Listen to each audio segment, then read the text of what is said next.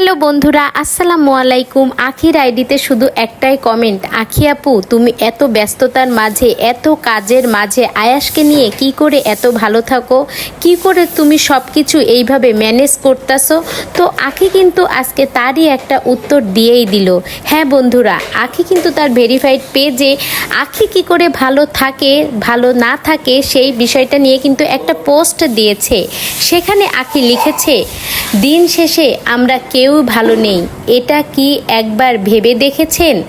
যারা যার যার জায়গা থেকে সে বোঝে কষ্টের পরিমাপ কতটুকু।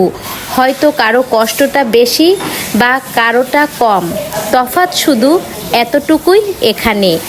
তো বন্ধুরা, আখির ভেরিফাইড পেজের পোস্টটিতে লেখা ছিল ঠিক এই রকম।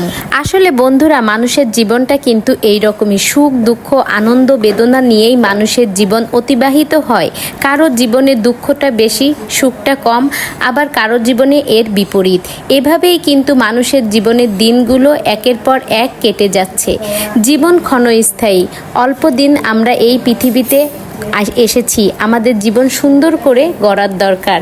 আসলে বেঁচে থাকার লড়াইটা হচ্ছে সবচেয়ে বড় লড়াই।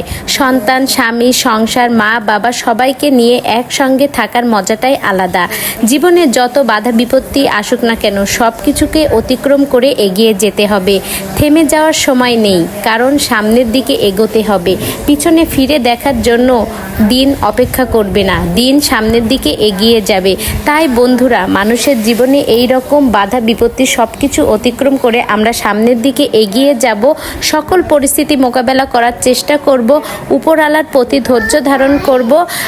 আল্লাহ সবাইকে ভালো রাখবে। তো বন্ধুরা, ভিডিওটি সম্পর্কে আপনাদের মূল্যবান মতামত কমেন্ট বক্সে লিখে যেতে ভুলবেন না। ভিডিওটি ভালো লেগে থাকলে অবশ্যই একটা লাইক করে দেবেন।